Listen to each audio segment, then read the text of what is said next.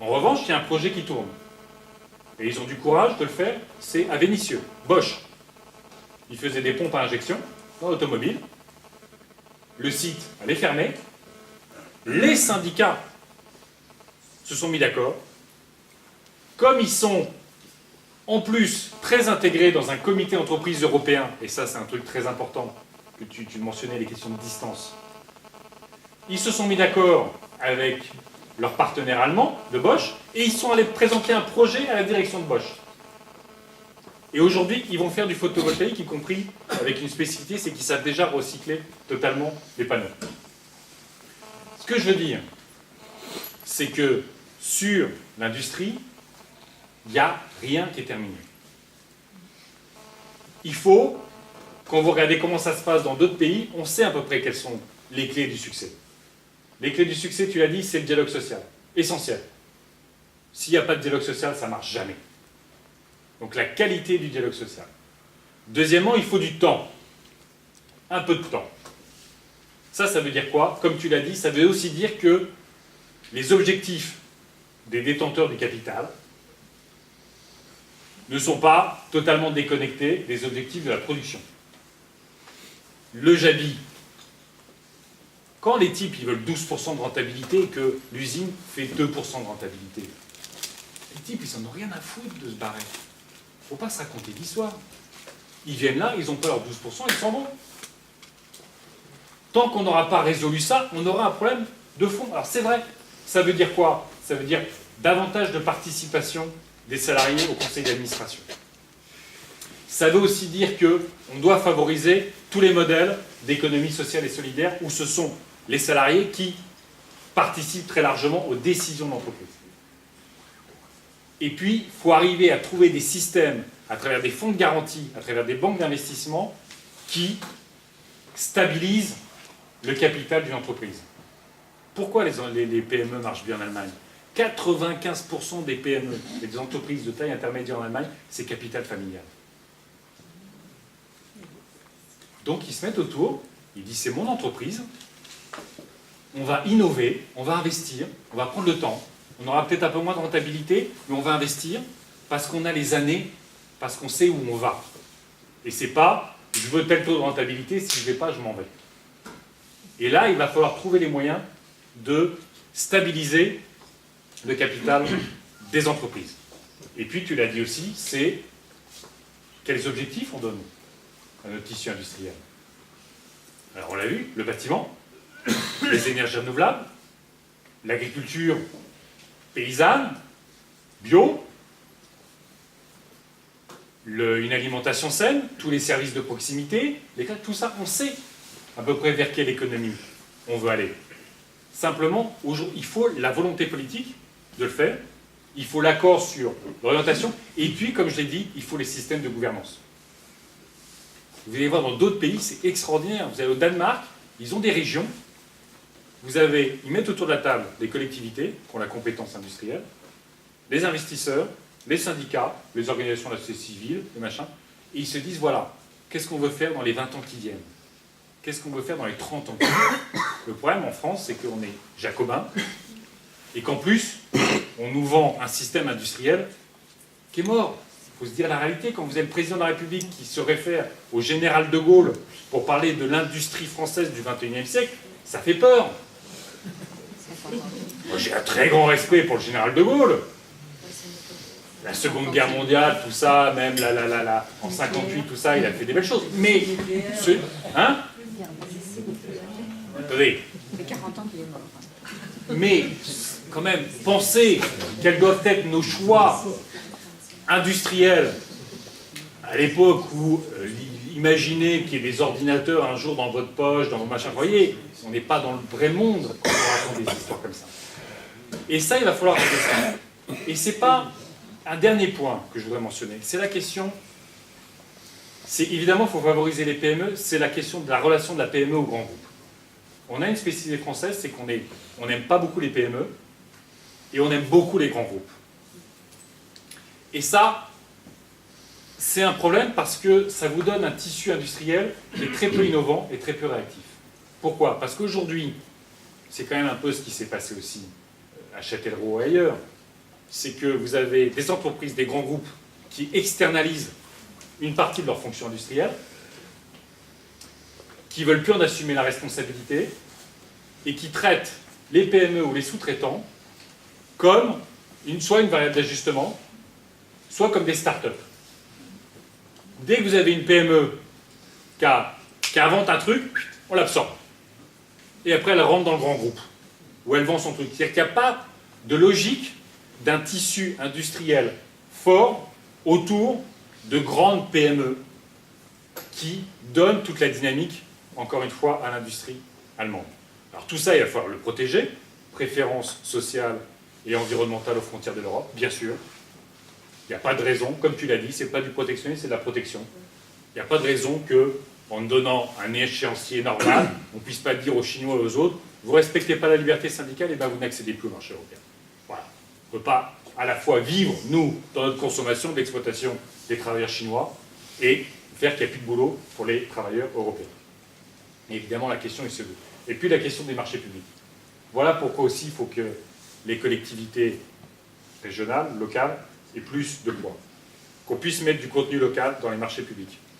Vous savez, c'est marrant parce que ça fait 3 ans que je suis à la Commission du commerce international, 3 ans que je me base sur le contenu local des marchés publics et la préférence sociale et environnementale à nos frontières. Et l'UMP et le PP ont toujours voté contre. Toujours voté contre. Même la semaine, il y a encore 10 jours, 15 jours, le PP a voté contre la taxe carbone aux frontières. À l'opposé de ce que dit aujourd'hui Sarkozy. Au complet opposé. Mais peut-être que finalement nos idées avancent et il faut les prendre comme ça. Alors, maintenant 2 petits points qui sortent un peu de la question de l'industrialisation. C'est une campagne difficile. Il ne faut pas se le cacher. L'écologie n'est pas au cœur du débat politique, je crois pour plusieurs raisons. On ne se le cache pas, on le vit. Pour plusieurs raisons. Pourquoi est-ce qu'on ne parle pas d'environnement et pourquoi d'un seul coup, alors qu'en 2007 tout le monde avait découvert l'environnement, tout le monde en parlait, tout le monde allait sauver le climat, tout le monde allait sauver l'eau, tout le monde allait sauver l'agriculture, tout le monde allait sauver la biodiversité. Cette année, personne n'en parle. Pourquoi? C'est le résultat aussi de notre travail. Parce que parler d'environnement aujourd'hui, ça veut dire faire des choix. Vous ne pouvez pas sérieusement dire aujourd'hui, comme ça, une phrase en l'air, on va avoir une agriculture, on va changer l'agriculture pour avoir une agriculture durable. Parce qu'aujourd'hui, dans l'élection, tout le monde sait bien ce que ça veut dire. On sait ce que ça veut dire en matière de réduction de phyto, on sait ce que ça veut dire sur la taille des exploitations, on sait ce que ça veut dire sur les aides, et on sait contre qui il faut se battre. Tant qu'il suffisait de dire on veut l'agriculture durable, même la FNSEA le disait. L'agriculture raisonnée. Maintenant, dire on veut l'agriculture durable telle que le disent les écologistes, ça indique des choix. Quand vous êtes sur la transition énergétique, si vous voulez vraiment être sérieux, on sait ce que ça veut dire. Sobriété, efficacité, renouvelable, et sortie du nucléaire. C'est aussi pour ça que les autres n'en parlent plus. Parce qu'aujourd'hui, parler d'environnement, on vous renvoie tout de suite la question, mais là-dessus. Parce qu'on a porté le discours des solutions. Parce qu'on n'a pas simplement interpellé sur le climat, on a dit, voilà, si on veut modérer le dérèglement climatique, voilà ce qu'il faut faire. Donc on est en partie coupable de ça, de ce débat où, aujourd'hui, acter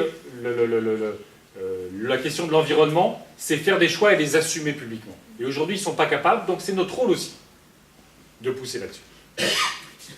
Il y a aussi les éléments, comme je le disais tout à l'heure, de national-présidentialisme. On a du mal à faire ça.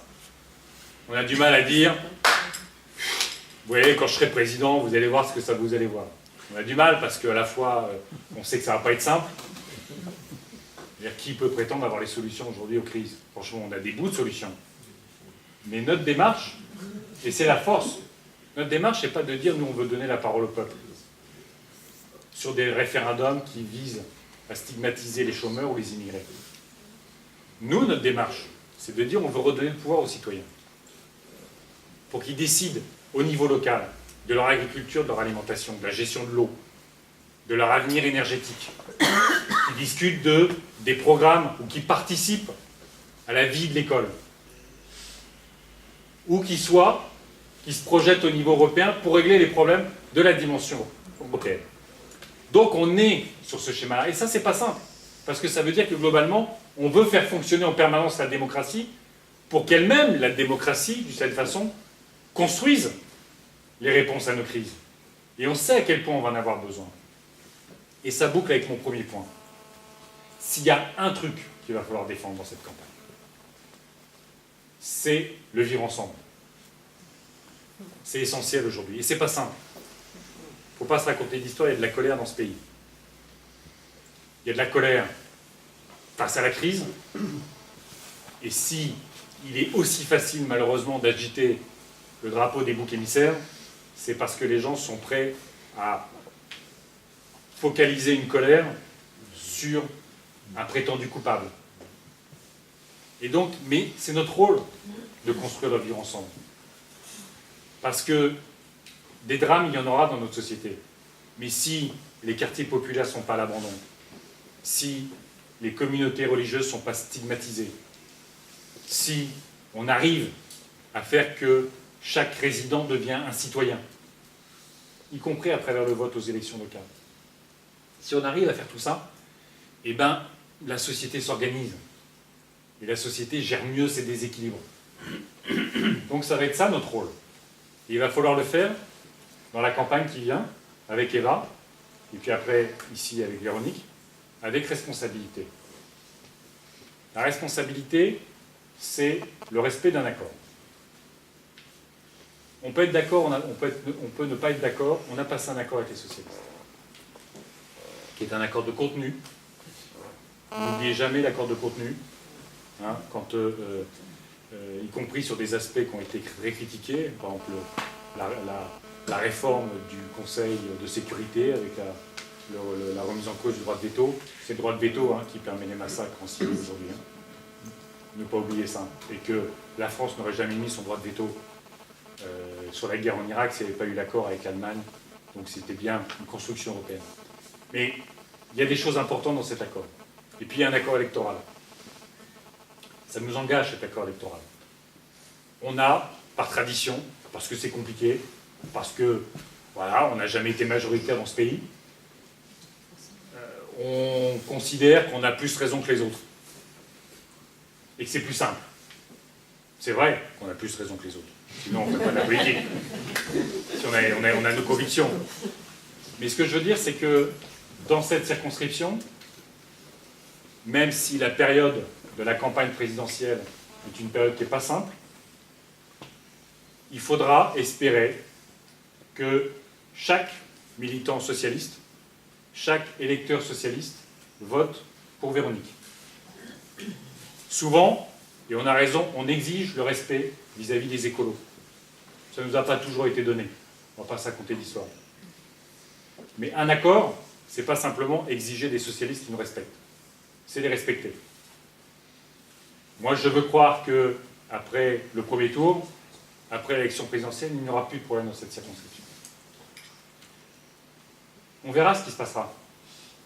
Mais ce qui est sûr, c'est qu'aujourd'hui, vous avez une responsabilité, qui est de faire que, si vous voulez que Véronique gagne, on aura besoin de tous les socialistes pendant la campagne législative. On aura besoin de tous les socialistes. Donc faites attention à ce que vous dites, faites attention à ce que vous faites. C'est pas simple, la politique. C'est pas simple quand on est en période de crise, c'est pas simple quand on a des partenaires, c'est pas simple quand on passe des accords, c'est des compromis. Et moi, je considère que le compromis en construction, quand il est positif, c'est un principe de l'écologie politique. Et il va falloir le respecter.